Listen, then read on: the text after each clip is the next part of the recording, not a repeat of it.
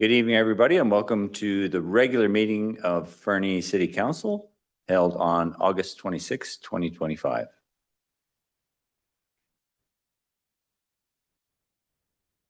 Kisukukit, we acknowledge the city of Fernie is located within Kukinamakis, the unceded territory of Yakutat Nucleat First Nation. We recognize that we live and work within their vast lands. Akanahunik are from Yakutat Nucleat and are members of the Tanaha-speaking peoples of British Columbia, Idaho, and Montana. I'll call the meeting to order at 6:31 p.m. and ask for a mover and a seconder for the following staff recommendation. We do have a late item to the agenda, that the agenda for the August 26, 2025 regular meeting be amended to include late item 11.3 UBCM nominations for RCMP Contract Management Committee, and that the agenda be adopted as amended.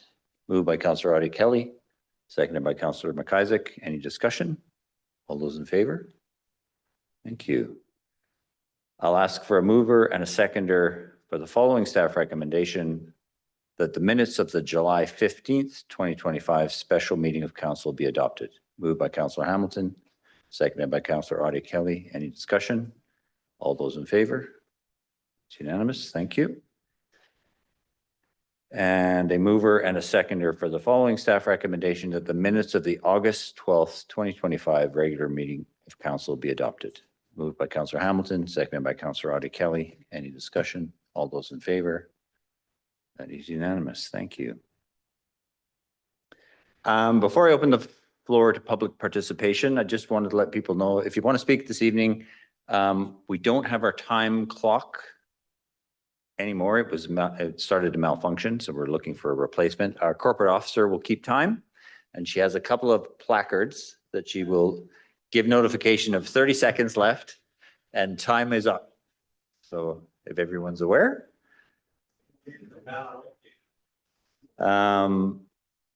So I'll invite the public in attendance or participating electronically who wish to comment on items listed on the meeting agenda in accordance with section 3.7.3 of the procedure bylaw to address council, except speakers must not address council regarding a matter for which a public hearing must be held or has been held pursuant to the Local Government Act prior to council's consideration of the matter or adoption of the bylaw. Speakers must not address council regarding a permit for which public notice must be given or has been given pursuant to the Local Government Act prior to council's consideration of issuance of the permit. And a speaker may only address council for a maximum of 3 minutes. And speakers are asked to state their full name and community of residence when they come to the podium. Our first speaker is Marcel Pauline.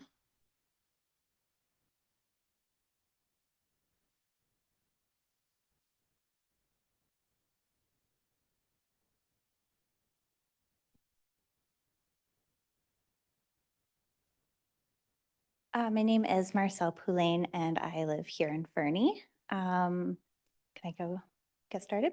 Absolutely. Okay. Good evening. I'm a board member and a parent to 2 children who attend Wild Wapiti Play School. Consistent with our request on June 10th, we're asking that the outdoor play space include the large tree and be closer to the northeast entrance, a larger space than what we understand will be recommended by staff tonight. Why is this so important? Because shade and proximity really do matter. In the summer, the difference between children playing under that tree and children exposed to direct sun is a difference between safe, joyful play and potential heat risk. The updated childcare design guidelines actually require shaded play during hot months, and without the tree, we would have to consider artificial shade, which could lead to more cost and a less natural look. Proximity matters too. Our staff assist toddlers and infants downstairs and across a road just to reach this outdoor area. A shorter, more direct access point is safer, easier for snow clearing, and faster in an emergency. These aren't abstract details. They're the lived daily reality for our staff and young children. We deeply appreciate the city's ongoing support for childcare in our community. From land donations for new centers to providing access to city-owned facilities and outdoor spaces for long-standing programs, and now this outdoor space with us. These examples show that the city recognizes the critical importance of childcare and the many ways it can be supported. At the same time, each center operates under very different circumstances with unique challenges and approaches to serving children and families. Treating every center exactly the same without considering those differences can unintentionally overlook what makes each program successful. As we often say in teaching, fair isn't always equal. We hope that Council will consider the distinct realities of Wild Wapiti Play School when making decisions about our outdoor space. We believe this multi-age off-site play area could be one of our greatest strengths. Infants and toddlers side by side, learning from each other, exploring together. A larger play area lets that strength flourish. It gives room for different kinds of play to unfold at once, while still nurturing the calm, nature-based environment that is at the heart of our play school. I know you want city spaces to be well used and well loved. As one of you even said when we first presented this idea, you can't imagine a better use than children playing. Please allow us the space that we are requesting that includes that tree and closer access point. It will make a world of difference for our children, for our staff, and for our community. Thank you. Thank you, Ms. Pauline. Our next speaker is Brooklyn Hanson.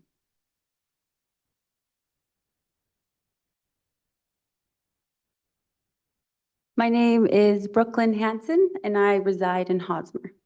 Thank you for this time this evening. I'm a current board member at Wild Wapiti Play School, and I have 2 children that attend there. I believe a larger space is essential to supporting our philosophy of promoting nature-based learning and fostering a sense of community. Our outdoor area is a multi-aged used area with up to 30 children using the area at one time, where a larger space can help accommodate the developmental needs of all learners in an outdoor setting. According to BC Safe Play Design, play environments should not only be safe and inclusive, but also spacious enough to support a variety of physical, cognitive, and social experiences. Children thrive when they have room to move, explore, and imagine.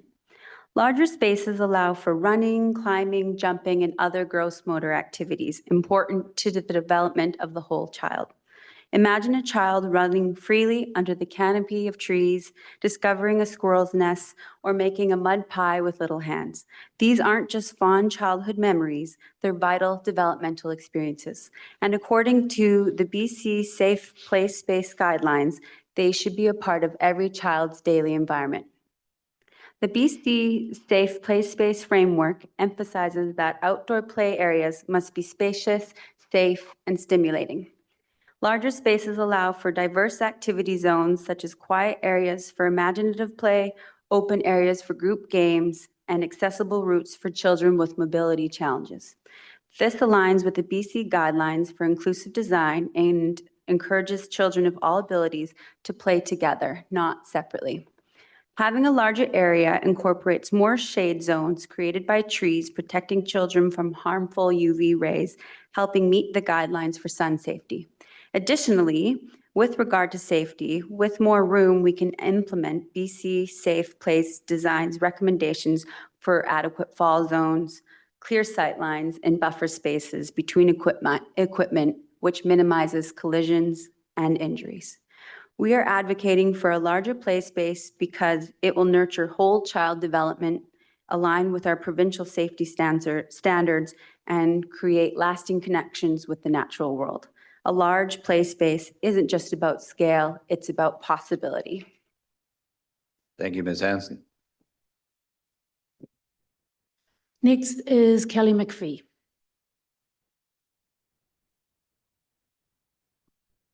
Hello, my name is Kelly McPhee, and I reside in the city of Fernie. I'm an early childhood educator and the manager at Wild Wapiti Play School. I'm here today to ask your support of expanding the proposed play space to include the large tree and to be closer to the entrance of the courthouse. We were fortunate in having access to the Fernie Family Garden space that was located behind our school. It allowed us to make our vision for Wild Wapiti Play School a reality. The children enjoyed adventuring to different play spaces while learning through discovery and play. The ample space we had to play allowed siblings to interact with one another during the day, which at school they were excited to do. It taught important lessons of care and cooperation. We experienced very minimal accidents in the outdoor space. The large garden allowed children to play with all of the educators. This expanded our ability to supervise the area, and it also set them up for later success when they grew older and changed classes, as they were already familiar with all of the educators at the school. Having this center-wide group time together is an important contribution to creating a Wapiti family and a place that children feel safe and free to have fun.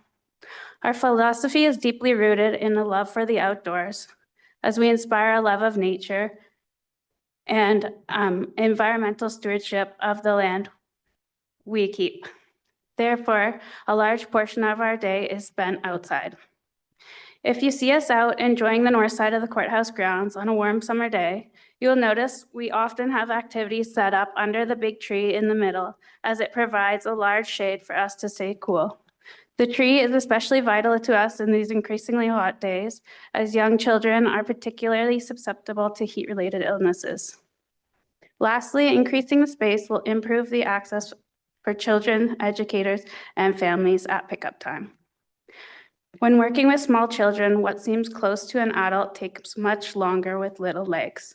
When we factor in the winter weather, it becomes very important that the access is as clear and close as possible for our strollers to be able to get through. I hope you will consider the importance of this space to us. Some of our small children are in our care for the entire workday, and we want to provide them with the safest and best experience we can. Thank you. Thank you, Ms. McPhee.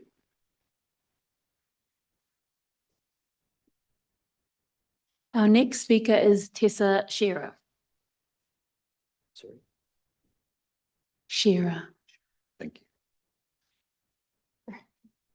Hello, my name is Tessa Shearer, and I reside in Fernie. I am the assistant manager at Wild Wapiti Play School, and I am also one of the 2 primary educators in the infant and toddler classroom, where we care for children aged 1 to 3 years old. I am here to advocate for a simple yet impactful improvement for our toddlers. I would like to request a larger shaded outdoor play area than what is currently being proposed. Since the loss of our beautiful garden space behind the Fernie Family Center, I have seen the children quickly adapt to these new circumstances and routines. We want to create a space that is familiar, similar to the garden, that makes them feel safe and secure to explore.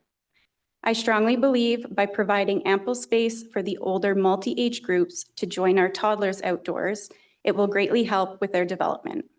Many infants have older siblings or look to the older children for guidance. We are so excited to create special areas within this safe fenced play space for our children to explore.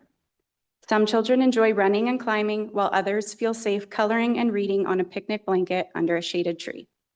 Providing children with choices is essential in fostering autonomy. In the many months of the year where there is snow in Fernie, it becomes nearly impossible to use our 4-child stroller to be able to get around easily throughout the town. After their little legs climb down the 2 flights of stairs in our building, the closer access will help with less walking for the infants and toddlers over mounds of snow and help with accessibility for our educators.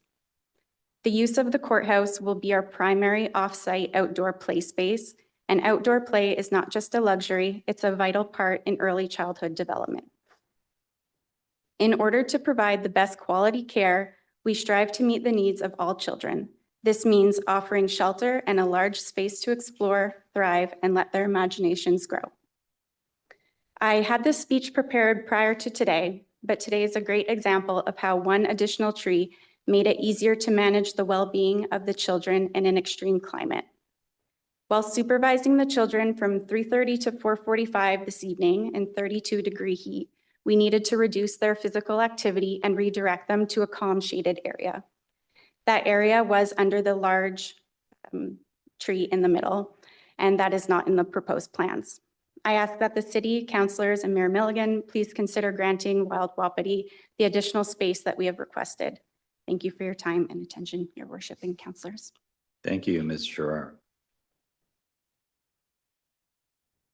The last speaker on our list is Chris Inglis.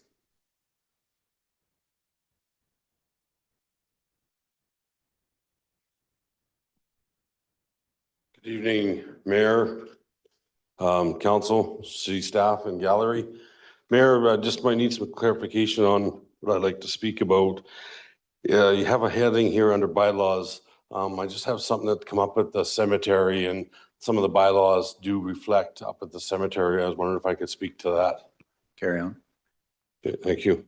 My father's buried up there, and so lots of my family. And I just, it's just a shame. It's really, there's no other words to use. It's disgusting to take your 81-year-old mother up there to see the grave, and just like the place is just trashed. And Mr. Logan, this falls under your protocol of what you do for the city. And I encourage the councilors and mayor and even the gallery, please go up there and have a look. It's filled with weeds, thistles. I went to 4 different water taps. I couldn't even wash my dad's headstone because the water's not turned on. Some of the valves are missing off of the taps.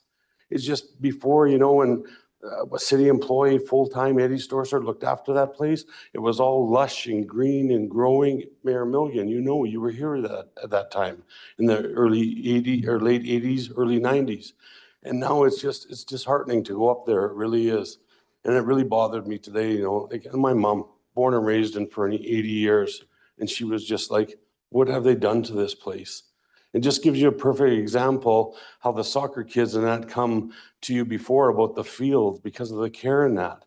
You know what? It doesn't take much. As Mr. Logan might want to stress to you, you can't do this, you can't do that. I had property in Montana that 2 years couldn't go down because of COVID-19. That stuff was like desert. And everybody was telling me, it won't come back, it won't come back. But I worked it, I fed it with fertilizer, I seeded it, and that lawn now is green as can be. It just needs the attention. And I'm sorry, but you got to start focusing some of your energies and stuff towards these stuff. And I didn't come here to speak about the preschool and that, but honestly, I can't believe these parents, they have enough challenges, and so does the preschools, enough challenges with bringing everything together so people can go to work and pay their bills and have childcare. And now you got these people taking time away from their families tonight to come and ask you about a tree. Start looking at your senior staff before these people have to take time out of their day to bring it to council. I thank you for your time. Thank you. Anyone online?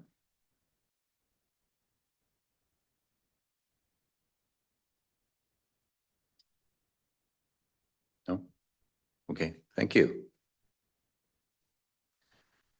Item 10.1, adoption of the business licensing and regulation bylaw number 2028, amendment bylaw number 2529, 2025. This is, of course, the SCR licensing fees. And I'll look for a mover and a seconder for the following staff recommendation: that the council adopt business licensing and regulation bylaw number 2028, amendment bylaw number 2529, 2025. Moved by Councillor Hamilton, seconded by Councillor McIsaac. Any discussion?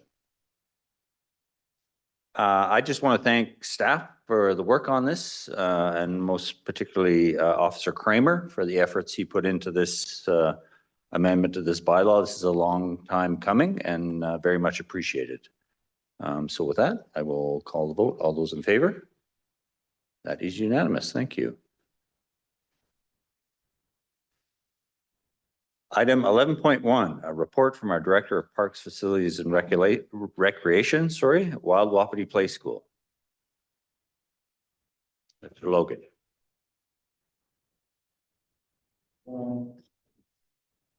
Good evening, Council, Gallery. Thank you for your comments. In the agenda package, you have a copy of the proposed lease by staff, worked on by CAO Bernowski and myself, along with Wild Wapiti. I've got no PowerPoint today, just a few speaking points to give a bit of an overview of the agreement. So as staff, we reviewed the delegation requests and direction from Council regarding the request and have determined a path forward for the permit. Here's a quick summary. The term will go till 2028, which is 3 years, as the delegation was looking for a temporary solution for their displaced play area. $10 a year plus GST. There's a nominal fee collected in order to make the agreement legitimate. The key uses and conditions: no motorized traffic except for snow removal and maintenance. They must comply with their childcare licensing regulation and all applicable laws. The city doesn't guarantee the fitness of the site, including the environmental conditions. We're offering exclusive use of the space to meet their needs. It's going to be considered an off-site play area, which some of them spoke to. We're providing roughly 5,400 square feet or 501 meters squared. Looking at the regulation and the best childcare BC best practices, this will accommodate 36 children of all ages. And that fits within the guidelines of 14 square feet per child. There is an image on page 40 of the agenda package. It does not include the large tree. Essentially, staff arrived at this decision looking at the various other agreements we have with childcare providers, considering the tenants in the courthouse building itself and some of the disruption, as well as area for snow removal, which is done by the tenant of the courthouse. Any construction or modification requires written approval by the city. And this does include a mandatory heritage alteration permit for the play space that would be supported by a heritage professional. And shout out to Manager Similini. He's inquired ahead of time with the heritage consultant we've worked with in the past, and they see no issue in a temporary play space area at the courthouse. The permittee is responsible for all cost, safety, and compliance. On termination of the agreement, all the improvements must be removed, including the fence. A few responsibilities: the permittee maintains the site in a tidy and sanitary condition for obvious reasons. No tree removal without consent. City staff will be completing some tree maintenance to some of the existing trees there. Just because the site is located under trees, dangerous trees are considered higher risk if they're a distance to a target. So if we're actually establishing a playground under some trees, some closer attention to whether or not they're dangerous and could pose a hazard is needed. So staff will look after that. The permittee assumes full risk liability and must indemnify the city. And the permittee is responsible for access, including snow removal if required to access the site. Couple other things. It's non-transferable without city approval, so they couldn't gift that to someone else without the city's approval. And then termination clause is pretty standard. 90 days with notice, 48 hours for default, and the permittee may terminate within 30 days notice. Any changes to the document need to be amended with city's written consent. And I can take any questions. Thank you, Mr. Logan. Questions from council. Councilor Audie Kelly. Director Logan, a couple of things. How much more space would that tree add if we were to include that larger tree area? And what impact would it have to things like snow removal and the possibly to the other tenants in the building? Could you kind of flesh that out a bit, please? Sure. I haven't stretched the tape out myself. The space in the agenda package is 500 square meters. Imagine including the tree. If you look at the image in the picture, the tree actually is casting shade in the space, which would be the existing playground. I think it would maybe be another 150 square meters if we were to include that tree. As far as tenant disruptions, there's not a ton. Originally, we were proposing as staff to keep the playground on the south side of the building, which is normally not in the iconic courthouse photo as a backdrop. We thought being on the south side would further sort of reduce the disruption to court, which all the windows face the north side. Wild Wapiti made a compelling case for the kids' safety, traveling to and from, that it makes more sense on the north side. So we did decide as the north side as the preferred location. And again, the size, if council determines to offer more, the staff recommendation is in line with what we currently provide at childcare providers at Max Turk, who are working under specific regulations for childcare play spaces that are regulated, which is about 7 square meters per, or square feet per child. So we're offering more than double that, and it is still in compliance with the guidelines for child spaces. Further, Mind your worship. please. The other trees in the area, like, does the red rectangle, is that where there'll be the fence for the kids? Like, or is that just to give us an idea of the space? Like, they're gonna fence the whole area in, right, to make sure the kids are safe? Yeah, the way I understand is they're hoping to reduce costs by using some of the existing fence on the perimeter of the property. So in staff's opinion, by sliding it into that corner and utilizing those other 2 sides, they would be making a fence with 2 other sides. If it was closer to the parking lot area for the accessibility concerns, they would be doing 3 sides, unless they were to take the whole portion of the north grounds. Thanks. Councillor Shoesmith? Thank you, Mayor Milligan, through the mayor to staff. Is there any downside or compelling reason why we wouldn't say, screw it, let them have the tree? Thanks for the question, putting me on the spot. I think you heard all the compelling reasons for. The compelling reason from staff is just complete fairness to other organizations who also have free use of space and is very limited to that space and still in line with licensing requirements. Thank you very much. But just for clarity, Mr. Logan, those other child care providers, they're using them as licensed play spaces consistent with their licensing. This is not a licensed play space. This is a proposed outdoor play area, which does not require the same specific licensing. Is that correct?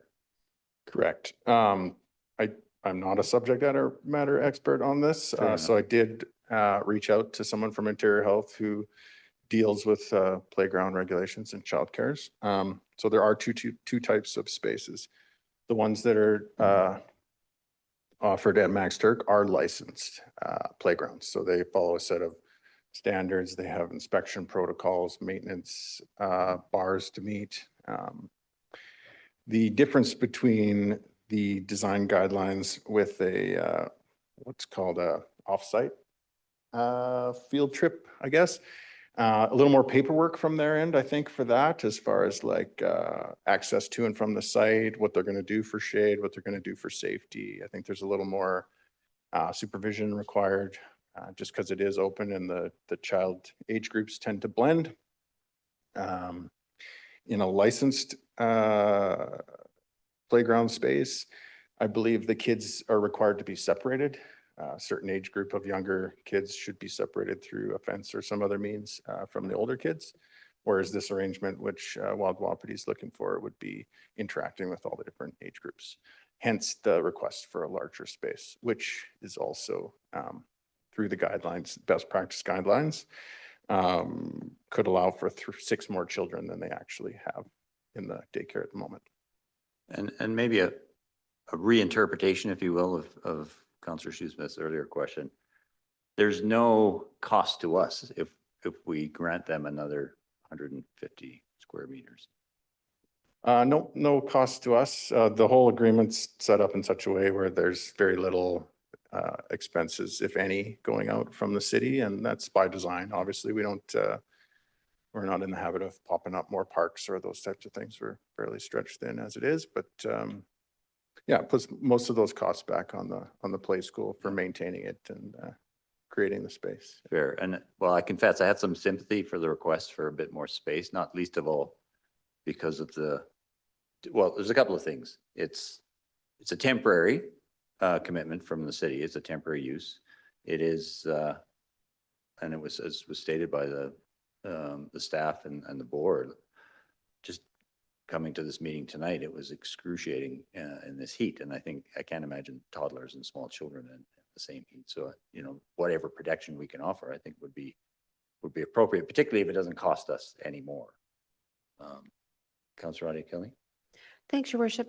I was just thinking also, and aesthetically, it would also be nicer to not have to put up like shade structures and use the natural outdoor already available shade. Yeah, I tend to agree, and I suspect that shade structures wouldn't be heritage building compliant either. Mr. Logan? Yeah, just further to that, like I did mention, it does require heritage alteration permits. So the planning staff would be reviewing whatever proposals put forward, and they are correct. Putting up shade structures would be a lot more complicated and would have to be looked at a little more closely. Thank you.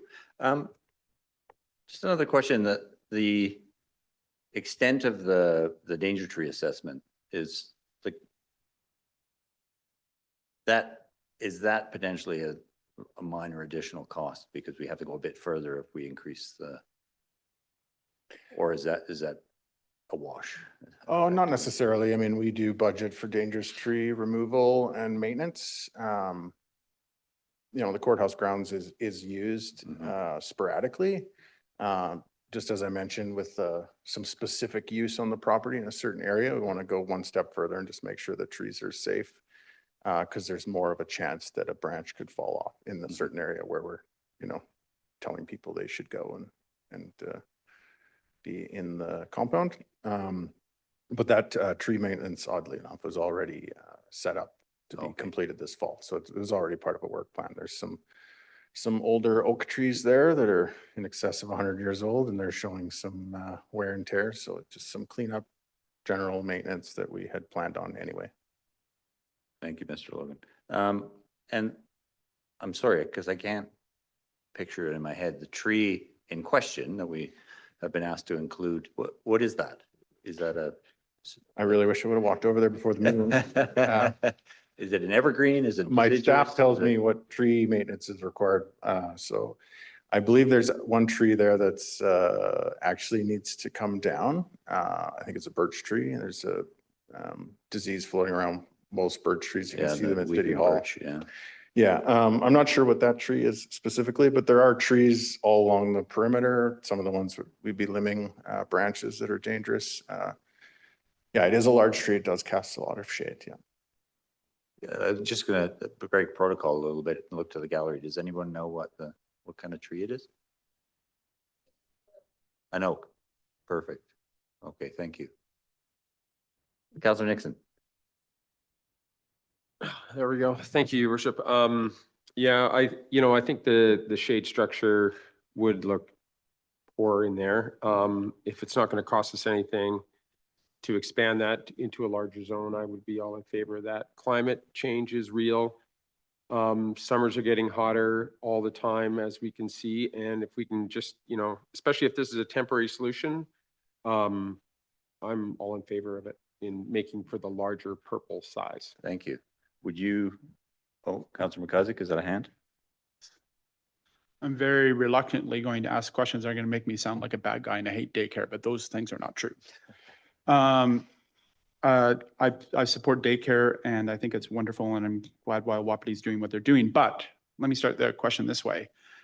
So we had a proposed location that considered the building and the tenant and so on, but that wasn't good enough. And so we've changed it. And now we have a new location, but that location is not sufficient. And so we're being asked to change it. And now we're going to send staff in. We're going to do additional landscaping work that might have gotten done, but is now going to be done now. And stuff that would have been done somewhere else is not going to be done. What I'm hearing is a pattern of expansion of commitment of the city to what was supposed to be, here's a temporary corner of the grounds that's not being used right now. Please do that while you find a better and more permanent space. So I guess my question to you is do we have the capacity to take on the external operation of a daycare playground area as a city, because it feels like that's what we're being asked to do. I don't think so, Councillor McCausey. I think, I think Mr. Logan said the maintenance of that area is the responsibility of the Wild Wapiti daycare, except for trees which and potentially are already in the work plan. weren't already in the work plan, but already budgeted. Sorry, can you for. clarify that, Mr. Logan? Because I understood you said they were in the work plan. Oh, I thought he said in the budget. Sorry, if I may. Yes, so we do dangerous tree removal and maintenance ongoing throughout the year. There's a budget established for that. The courthouse trees were on one of my staff's radar to address this year. It just so happened that Wild Wapiti had then inquired about the space. So we're sort of making that a priority, but we were going to complete that work this year anyway. With regard, sorry. Sorry, no, if I- please go ahead. With regards to the maintenance, the agreement structured completely, and that's why staff wasn't recommending a shared space. If it was a shared amenity for the public, then the city would play a role in the maintenance, the inspection, the mowing of the grass, Right. all those types of things, snow removal, access, washrooms potentially. And for all those reasons and many more, the agreement is structured in such a way so all those are their responsibilities. So hoping to never get service requests for snow removal to the entrance of the playground, hoping to never get service requests for fence repairs, hoping to never get et cetera, et cetera. We get enough of those for our current existing parks and other facilities. So it would be quite taxing to have an arrangement where the city was responsible for that space. All right, and to follow up, if I may. Please. I'm hopeful too that we don't get all those other ones. My last question, and again, I apologize because I'm sounding like the big beanie here, but I don't mean to be. Under the current lease agreements that we have with the other daycares that have as part of their lease agreements, outdoor space, do we have the capacity if they come and say, oh, we would like now extra space too, that is consistent with what we're providing Wild Wapiti? Can we do that? Should we do that? Is that going to cause new lease updates? Are we expecting that to come forward? I mean, we, as a commitment to fairness as a community to everyone, I presume we have to have at least the capacity to be able to say yes to everyone that asks for the same thing. To answer that question through council, this is a bit of an anomaly with a play space at a heritage property. Typically, most of our, we used to have 3 daycare operation type outfits from Max Turk, 2 playgrounds, and oddly enough, we are allowing a 3rd that will also come back to council through a lease agreement with the Fernie Child Care Society, in where they're constructing the fence, they're doing all the maintenance, all the construction, but we're providing a space. And the reason why we recommend that to council is because it is in the OCP and it is, to the community's benefit. So we've also had pickleball ask for the exact same real estate, where then they get turned down and we allow a child care group to go there. So you're not wrong in that this maybe is setting precedents for, I don't know, the Fernie Academy that pays for the space on an ongoing hourly basis to ask for some free space for their kids to play. I don't know. I can't predict that. Well, I would caution calling out precedent when none is created. We deal with these things on a case-by-case basis. So I would hesitate to call it out in advance, quite frankly. And we have signed lease agreements with others as well, with timelines associated with them. So they will always come up for renegotiation at the point of expiry, but I would caution against creating expectations. Councillor Hamilton. Thank you. Something that Mr. Logan said did just tweak my memory, and it might be in the lease agreement that I just have lost track of, but with regards to the fence specifically, you mentioned, a request for service to fix the fence. That's covered for them to repair under the current lease agreement, isn't it? Or would that be our city's responsibility, because we're fencing off that location for them? The fence that they put up would be theirs to maintain if it got broken. I could see a scenario where potentially there was a safety hazard with the wrought iron concrete exterior perimeter, where of course we would then want to repair that because it would have to be done in a certain way by someone who knows how to work on that. But I was throwing out some examples that likely won't come across my desk, but yeah, it's built so they're fully responsible for the space, including the fence. Councillor Audie Kelly. Thanks, Your Worship. And just to confirm, Director Logan, it is a temporary arrangement. And when it ends, I would imagine that the space needs to be restored to its current iteration. And I would think that we would want to be keeping the outside perimeter safe for all citizens anyway, right? So that isn't, sorry, there's like a fly that likes me. At least someone likes me. That would, we would want to be looking after that anyway, right? As our normal obligation to maintaining that building.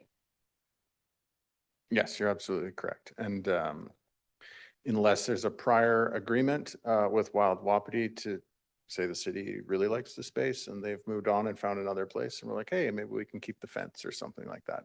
That's always available to us. Most agreements are structured that way, that the dog society, or the pet society, the FTA, all other childcare groups also are requesting or have in their agreements that they should remove all the fixtures and things they've put on the property if the agreement no longer exists. Further, Your Worship, if you don't Yeah, mind. please. And not to, I'm not making any assumptions. I'm just asking, in general, in agreements like this one, would there be some kind of a bond is maybe the word? I'm not sure. But would there be some kind of protection? Like what if the school decided, hey, we're going to close, right? Would there be some kind of protection that would ensure that all of that was removed and it was restored back to the current state? It is noted in the contract. I'm not sure what legal levers there are to pull. Should they walk away and not fulfill that part of the agreement? With regard to risk, there is like naming the city as insured and all that type of stuff. That would be a question I'd want to get a more thorough answer from the lawyer, to be honest. Councillor Shoesmith. Thank you, Mayor Milligan. Yeah, I'm pretty in favor of this as it was written, but also, I mean, it makes a lot of sense. This whole thing's common sense top to bottom. I've been thinking about the addition of the tree thing. That seems like a pretty easy, low impact ask, but I'm looking at the map here and I'm seeing that there's, because I walk by there every day and I was recalling that there's trees all along, shade all along. Are those not suitable? Are they scraggly for part of the year or something? I'm just thinking it through, because that whole fence line has trees all the way along. It's usually in the shade. Yeah, I haven't been out there. I'm not sure what times of day the groups use the property. I was just looking at the image on their existing play space, and there's one very large, looks to be some sort of spruce or pine tree that casts a large shadow. But you're correct. There's lots of trees. Depending on the time of day, it's tough to determine which way the shade's facing. That's the challenge, I think. Yeah, it's where the shade falls. Further? Thanks, Mayor Milligan. That being said, for what it's worth, I see no issue with expanding by another 100 and something meters square. Provided, of course, we make sure that everybody's well aware going forward, this is temporary.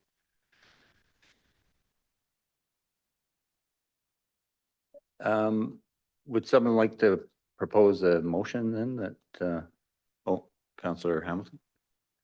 I'll propose a motion that we expand the territory, I'm not sure what the right word is, the coverage area to include the large tree in the leased land. Seconded. Mr. Burdick. Thanks, Mayor Milligan. I was just going to say, Ms. McElwee has drafted a very nice amended resolution, which you can read if that's okay with you. Please. The recommendation is that council directs staff to work with Wild Wapiti to modify the proposed land use permit to expand the size of the playground location to include a more shaded area. And that council directs staff to issue public notice of its intention to provide assistance to Wild Wapiti Play School Society by way of the land use permit, granting nominal rent and exclusive use of a portion of the courthouse grounds for a play and learning area for a term of 3 years. And that subject to completion of the public notice period, provided no submissions require reconsideration, the mayor and corporate officer be authorised to execute the land use permit once mutually agreed upon by the city and Wild Wapiti. Very thorough. Thank you. Good? Good with you? Any further discussion? Councillor Nixon. Just curious about the timeline and if they will be moving into the place before the fall comes. Is that right away or is it, are they set? When's the timeline? Just curious. There's the public notification period, which is how long? 2 weeks. 2 weeks? Yeah. 2 consecutive weeks. Yeah, correct. So 2 weeks public notice, and I believe they've already submitted a heritage alteration permit to the planning department that's currently under review. Yeah, I've spoken to someone in that department. So, yeah, it'll be wrapped up in short order, hopefully. Okay, any further discussion? All those in favor? That is unanimous. Thank you. And thank you, Mr. Logan. You're welcome to stay for the rest of the meeting.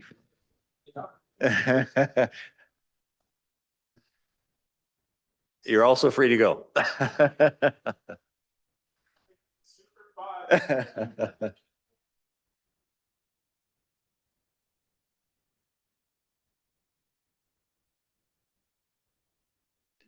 Item 11.2. The Francophone School lease renewal report from our acting CAO, Mr. Burden.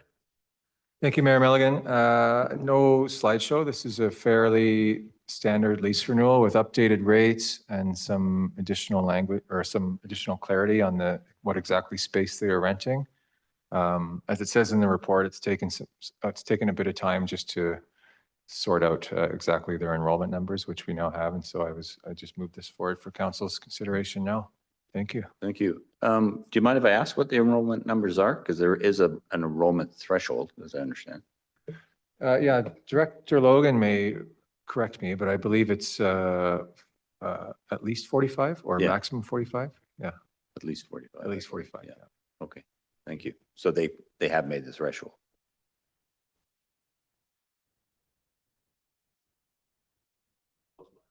Okay. Yeah, I mean, further to that, this file was started by Mr. Bornowski, Yeah. and once we received confirmation from them that they met that threshold, then we could push this lease forward. So that happened while he's been away. Okay. That's why it's here tonight. Thank you, Mr. Burden. Any discussion, questions from council? With that, I'll ask our chief. Our corporate officer. I almost promoted you CAO there.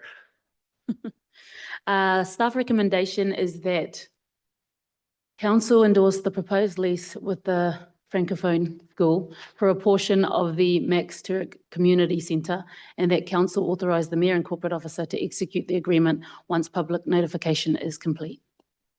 Moved by Councillor Audie Kelly, seconded by Councillor Hamilton. Any further discussion? All those in favor? That is unanimous. Thank you. Moving on to thank you, Mr. Burden and Mr. Logan. Moving on to item 11.3. Our late item, UBCM nominations for the RCMP Contract Management Committee. And I'll turn to Councillor Hamilton to comment if he could.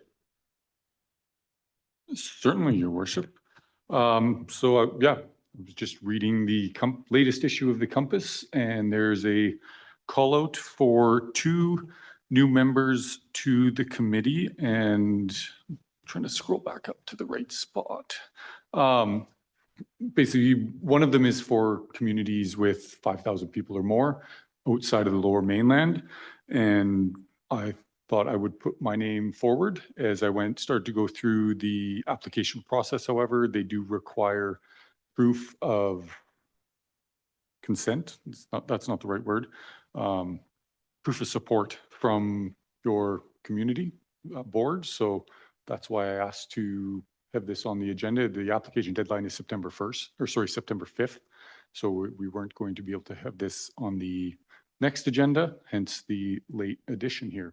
So I would be asking for your support in me putting my name forward to apply for this committee. Thank you. Councillor Audie Kelly? Does it need a motion, your It worship? does. And Well- I have one here, actually. Okay, I'll move it. That council endorse. You haven't heard it yet. I'm good with it. I think Councillor Hamilton would be awesome. The council endorse Councillor Hamilton's application to serve on the local government RCMP Contract Management Committee. Moved by Councillor Audie Kelly, seconded by Councillor Shoesmith. Any further discussion? Thanks for putting your name forward. All those in favor? That is unanimous. Thank you. Councillor McIsaac. Thank you, Worship. Just a quick comment for that, for people that are watching. Participation in that is covered by UBCM, so that doesn't constitute any expenses on behalf of the city. That's important consideration. So thank you for adding that. Item 14.1 correspondence. Item 14.1, the letter from the Canada Community Building Fund. A little good news there. An electronic transfer of 175,593 expected to occur in August. Have we seen it, Mr. Burdett? Thanks, Mayor Milligan. I believe you have, yes. That's a budgeted revenue for the city, Yeah. but we just thought it was nice to share some positive news. Thank you. I very much appreciate it.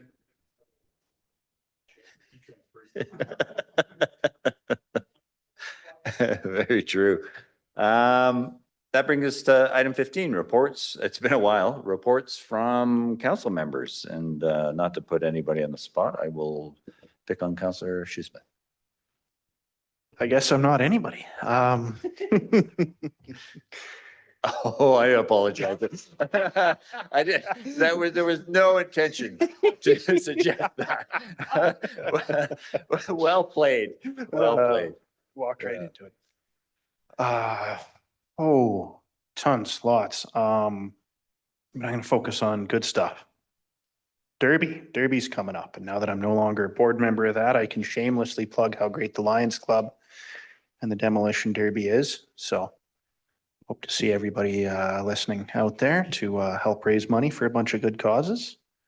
And other than that, just a note to the viewing public, if you ever have concerns about local affairs or anything like that, like feel free to just approach me. I'm really not very scary, I don't think anyways. That's all I have. Thanks, Mayor Milligan. Thank you, Councillor Shoesmith, and I do apologize. That wasn't nothing intentional there. Councillor Nixon. Thank you, Worship.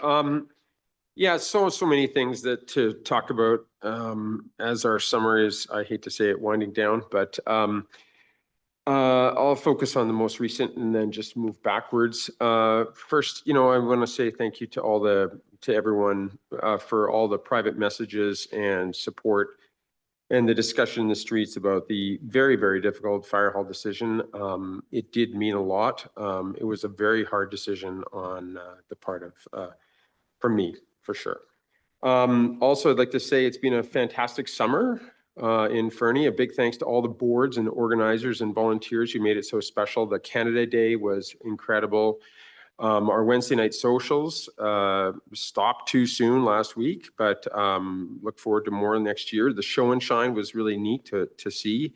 Of course, our music festival, Wapiti, and all the incredible trail work done by the Fernie Trails Alliance and all the volunteers that are part of that. It's just, the trails are just mint. And of course, a special thanks to all the staff, the city staff, and everything that's, it just seems like everything's just running really smoothly for our community. So I want to thank you very much. Thank you, Councillor Nixon. Councillor Audie Kelly. Thanks, Your Worship. It has been, shall we say, in some ways, a very hot summer. And it's been difficult and emotional. I liken it somewhat to grief. There's 7 stages of grief, and we're all in the midst of one of those, and they don't necessarily go in order. I have really enjoyed the community events. I would like to say thank you to all the sponsors and to the Art Station for the excellent Wednesday socials. I only missed one of them. I attended our business banter and beer about the business licensing fees, and I really want to encourage folks that survey is up on Let's Talk. So business people, please send us your thoughts. We really want to hear from you. I was a volunteer at and attended Wapiti, and I have to say that it's always very well run. We got the line down even better, which, yay, passes, that's us. And the last two acts, Shred Kelly and Serena Ryder, like, awesome. So thank you very much to the organizers. I also am really looking forward to the Derby. I will be giving out beverages. Well, providing you're giving me a ticket for it, I'll be giving out beverages, and I'm really looking forward to that as well. So, you know, I hope everyone does enjoy the rest of these hot days that we've got. And the show and shine folks, that was also awesome. Councillor Nixon reminded me that was great. So yeah, I think, honestly, I think our events in town just get better and better and better. And that's because of the hard work of all the volunteers. So I'm proud to be from a town that has that community spirit. Thanks, Your Worship. Thank you, Councillor. Councillor McIsaac. Thank you, Worship. Yeah, it has been a busy summer.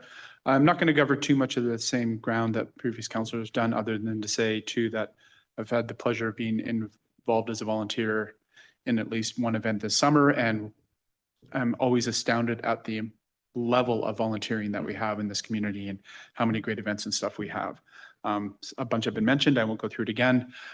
Sticking more to local government side, I had the opportunity to attend RDK last month, which is great, and also meeting out in Richmond for UBCM, talking about a bunch of things like the Canada Building Fund and so on that are here, and stuff that's come out in the Compass already.